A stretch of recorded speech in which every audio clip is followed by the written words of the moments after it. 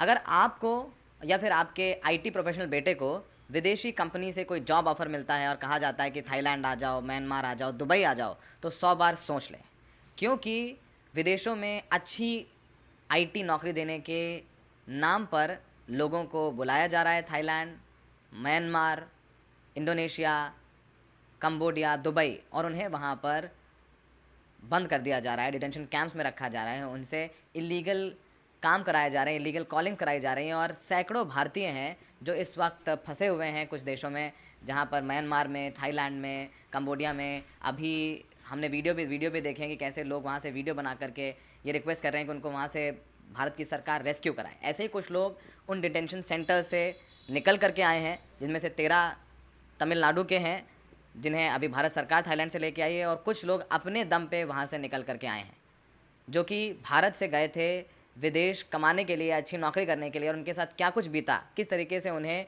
Chinese कंपनियों में यातनाएं दी गई, और किस तरीके से चाइना थाईलैंड, कंबोडिया, म्यांमार में अपने पैर पसार चुका है। वो खुद बताएंगे। हमारे साथ हरीश हैं, जो लगभग 4 महीने ऐसी ही एक फेक आईटी कंपनी के डिटेंशन सेंटर में रह के आए हैं, जहां पर उनसे इलीगल काम कराया गया, उन्होंने मना किया तो उनको मारा गया, पीटा गया, करंट दिया गया, हथकड़ी लगा दी गई। उनकी आप बीती बताएंगे और बताएंगे कि कैसे भारत सरकार से भी उन्हें मदद नहीं मिली।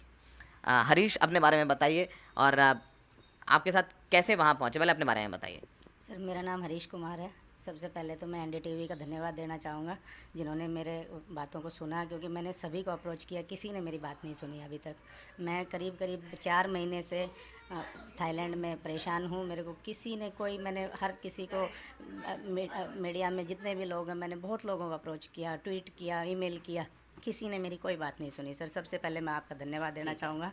मैं मई के महीने में 26 मई को दुबई गया था, 3 महीने का विजिट वीज़ा लेके जॉब ढूंढने के लिए।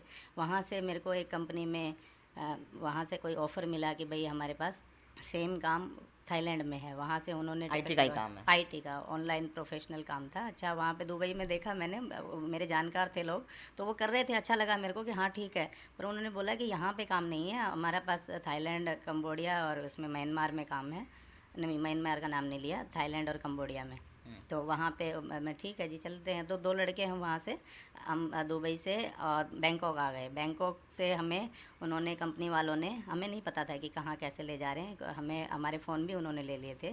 तो वहाँ से उन्होंने हमें नदी पार करवा के, जो कि थाईलैंड और म्यांमार का बॉर्डर है, वहाँ से हमें वो और उस एरिया में लेके गए। और वहाँ म्यांमार ले गए, मतलब आपको बोला कि थाईलैंड में नौकरी करवाएंगे, फिर वहाँ से हाँ जी, थाईलैंड से हाँ जी। आपको नदी पार करवा करके म्यांमार म्यांमार ले ले गए, गए। और आपके पास म्यांमार का वीज़ा नहीं था, नहीं था, कुछ नहीं था। मतलब इलीगली, अवैध तरीके हमारे से आपको सारे म्यांमार। डॉक्यूमेंट उन्होंने ले लिया, हमारा पासपोर्ट ले लिया, फ़ोन ले लिया। हमें बाद में, जब हम कंपनी में चले गए, बाद में हमें पता तो चला। म्यांमार पहुंचे तो वहाँ पर ये हाँ। कंपनी थी, कैसी थी बताइए, उसके बारे में सर, बताइए। ये चाइनीज़ लोगों का बहुत बड़ा स्कैम है। बहुत लोग उन्होंने फंसा रखे हैं। वहाँ के चाइना के हैं, इंडिया के हैं, यहाँ से श्रीलंका से हैं, बांग्लादेश से हैं, और दूसरी कंट्रियों से हैं। काफ़ी लोगों को तो उन्होंने। आपको म्यांमार ले गए, म्यांमार में आपने क्या देखा, उस कंपनी में पहुंचे, वहाँ के बारे में बताइए।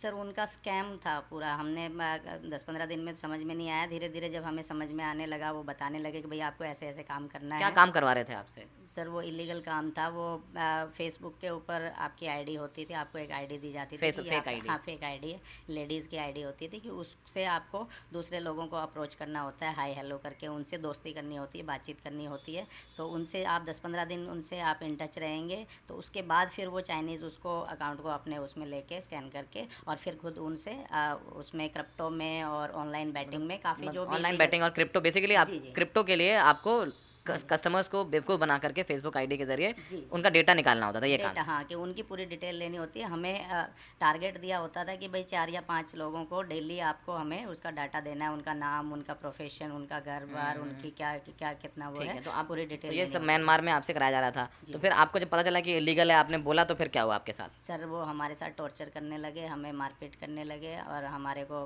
करंट लगाया गया, हमें दौड़ाने लगे, 10-10 किलोमीटर की रेस लगाते थे हमें, और बहुत खाना नहीं देते थे।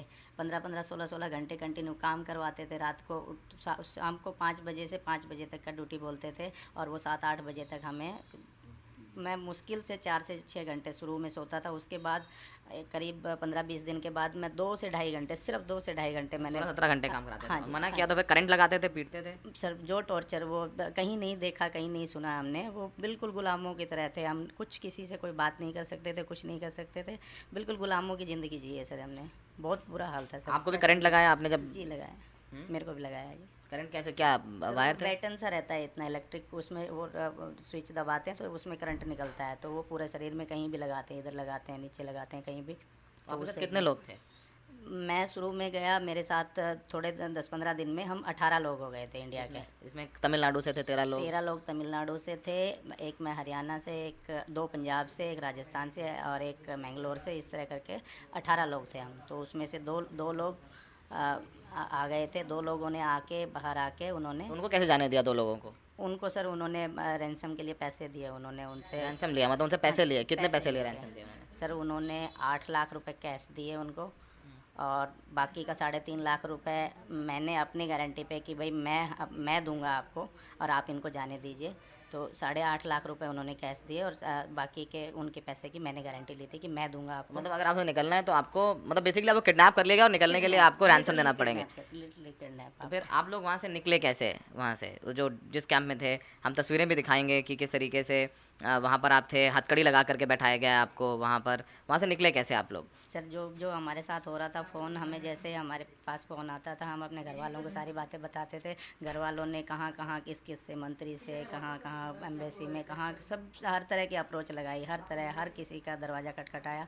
एनजीओ के भी काफ़ी एनजीओ में भी बात की। मेरी वाइफ ने बहुत चक्कर लगाए सर, बहुत दुनिया के वो, मतलब आपको मदद नहीं मिल पा रही थी वहाँ? किसी से कोई मदद नहीं मिल पा रही थी। लकीली हमें वहाँ के कोई आर्मी चीफ का किसी का नंबर मिल गया था, म्यांमार के। तो उन्होंने हमें 16 अगस्त की रात को वहाँ से, मेरे को उन्होंने हथकड़ी लगा के उसमें रखा हुआ था, तो वहाँ से उन्होंने हमें रात को 16 तारीख को वहाँ से रेस्क्यू किया। तो म्यांमार से आपको क्या इंडिया ले आए, क्या किया, कहाँ छोड़ा? नहीं सर, वहाँ पे 8 दिन के करीब तो उन्होंने हमें म्यांमार में रखा। उसके बाद फिर उन्होंने हमें जो नदी थी वो उस नदी को क्रॉस करवा दिया। थाईलैंड में आ गए आप? हाँ जी, उन्होंने हमें नदी क्रॉस करवा के पासपोर्ट और फ़ोन हमारे दे दिए, और हमें जैसे ही हम रोड पे आए, वहाँ पे हमें थाईलैंड की आर्मी ने हमें कैच कर पकड़ के और वो इमिग्रेशन उसमें ले गए। वहाँ पे हमारे साथ उन्होंने इनह्यूमन सर, बिल्कुल जानवरों की तरह बर्ताव किया सर, थाईलैंड की आर्मी ने? जी सर। क्या करते थे सर बिल्कुल हमें डिटेंशन कैंप में रखा गया। हमें बिल्कुल कहीं आने जाने नहीं दिया जाता था। खाना भी हमें उसमें पैकेट में, छोटे छोटे पैकेट्स में चावल 2-3 टाइम चावल देते थे, और बहुत बुरी तरह सर, बहुत इनह्यूमन। और मैं वेजिटेरियन हूँ, मैंने कैसे सर्वाइव किया मैं जानता हूँ सर, बहुत मुश्किल। मतलब आपको जेल में भी डाला? क्या जेल में क्यों डाला? सर 1.5 महीने तक हमें लिटरली 7 जेलों में, अलग अलग जगह पे, एक जगह 3 दिन, एक जगह 5 दिन हमारे ऊपर मुकदमा चलाया उन्होंने। कोर्ट ने हमें उसका दोषी पाया कि हमने 2 बार क्रॉस किया है। मतलब आपको विक्टिम से क्रिमिनल बना दिया? विक्टिम से हमें क्रिमिनल बना दिया। हमने शुरू में आपको पूरा एम्बेसी को और पूरा सबको बता दिया था कि हमारे साथ ये हो रहा है। हमारी किसी ने हेल्प नहीं की सर, किसी ने हेल्प नहीं की। मतलब 1 महीने फिर आप लोग थाईलैंड में अलग जेलों में रहे, अलग और आपको कोर्ट मुकदमा चला इलीगली आने के लिए वहाँ? हाँ जी, कोर्ट ने हमारे ऊपर मुकदमा चलाया, हमें फ़ाइन किया। फ़ाइन के बजाय उन्होंने साथ साथ हमें जेल में भेज दिया। कोई हमसे कुछ नहीं पूछा गया, कहीं पे भी उन्होंने कोई भी कागज़ पे, कोई इंग्लिश में कोई कागज़ नहीं था, और वो अपनी मर्ज़ी से कर रहे थे सारे काम। किसी ने ना, हमारी किसी एम्बेसी ने किसी ने हेल्प की, ना किसी ने कोई हेल्प नहीं की। वापस कैसे आए फिर? आप जेल में थे, थाईलैंड जेल से आपने, मतलब वहाँ पे कितने दिन की सज़ा हुई आपको? वहाँ से सर मैंने हमारे फैमिली वालों ने किसी एजेंट से बात की, उसको एजेंट को कुछ पैसे दिए, वहाँ से उसने एजेंट ने टिकट कार वो काम किया, और बाकी के जो मेरे साथ के थे उसमें काफ़ी लोगों ने तो एजेंट के थ्रू किया है, और 13 लोगों को वहाँ की गवर्नमेंट ने उन्होंने टिकट के पैसे किए हैं, नहीं तो जेल में तो सभी थे, सारे थे। अच्छा, फिर वहाँ से आपको एजेंट के थ्रू निकले, फिर बाकी लोगों को कुछ इंडियन एम्बेसी, इंडियन भारत की सरकार लेके आई है। ये कितने लोग आपको लगता है अभी भी ऐसे फंसे होंगे, आप जैसे लोग हैं जो अच्छी आईटी में नौकरी करने के लिए वहाँ अगर फंस गए? आपने क्या देखा वहाँ पर, क्या लग रहा है कितने लोग और फंसे हो सकते हैं ऐसे? सर जी देखिए, एक छोटी सी कंपनी थी जिसमें हम थे, वहाँ पे हम 18 लोग थे। इस तरह की वहाँ पे कम से कम 2-3 हज़ार कंपनियाँ होंगी, सिर्फ म्यांमार की बात करें तो। तो इस तरह से आप अंदाज़ा लगा लीजिए, एक एक कंपनी में 20, 25, 30, और जो बड़ी कंपनी, हमारी बिल्कुल छोटी सी कंपनी थी, उसमें 400-500 लोग थे। उस तरह की बहुत बड़ी बड़ी कंपनियाँ हैं वहाँ पे, 10-10, 5-5 हज़ार, 20-20 हज़ार लोगों एक एक कंपनी में, जिनके पूरे खुद के वो हैं, कैंपस हैं, और पूरे उनके सिक्योरिटी गार्ड हैं। तो इस तरह से लाखों लोग हैं। तो इंडियन की अगर तादाद बात की जाए तो कम से कम, जहाँ तक मेरा आइडिया है, 2000 से लेके 5000 के बीच में लोग होंगे। अगर होंगे। उनका डाटा अगर चेक किया जाए, ठीक। बिल्कुल मिल जाएंगे इतने लोग। आप भावुक हो गए बात करते करते बीच में। सर मैं क्या बताऊँ, मैं किसी ने नहीं पूछा मेरे को कि मैं क्या क्या मेरे ऊपर बीती है, तो होता है सर। भारत सरकार ने मदद नहीं की क्या? खाना नहीं दे मैंने रहे थे? मोदी जी के लिए एक वीडियो बनाया था हमारे यहाँ पे, मेरे खुद के ग्रुप में, जो बीजेपी की सरकार में जो मंत्री हैं, मेरे खुद के ग्रुप में फ्रेंड बोलते हैं मेरे को, वो उनको ग्रुप में मैंने मैसेज किया कि भाई मेरे को ये है, मोदी जी तक ये बात पहुँचाइए। कोई बात नहीं, कोई मदद नहीं मिली सर, कोई मदद नहीं। आपकी फैमिली परेशान रही है? मेरी फैमिली जानती है सर मैं कैसे कैसे मैं आया हूँ। Sorry for that sir. नहीं, कोई बात नहीं।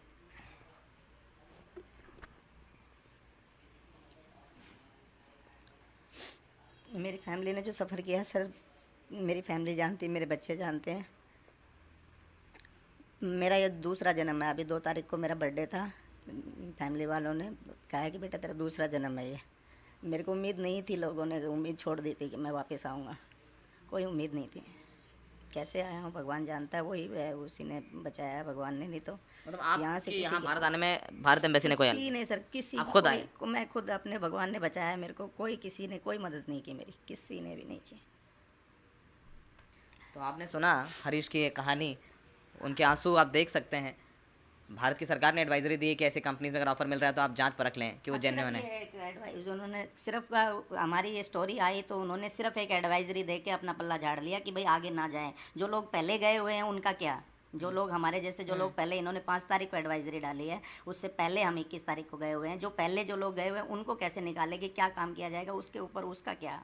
मेरा यही सवाल है भारत सरकार से कि आप जो बच्चे फंसे हुए हैं, जो आपको पता है कि ये निर्दोष हैं, वहाँ से मैंने कोलकाता आया, कोलकाता में मेरे को 4 घंटे इंटेरोगेट किया गया। 3-3 लोगों ने लिटरली मेरा फ़ोन लेके पूरा डाटा कंगाल के मेरे से क्रिमिनल की तरह मेरे से सवाल किए गए कि तू कितने लोगों को लेके गया था वहाँ पे, तो क्या काम करता है। मेरे से इस तरह से इंटेरोगेट किया उन्होंने सर। कोई किसी की कोई मदद नहीं मिली मेरे को।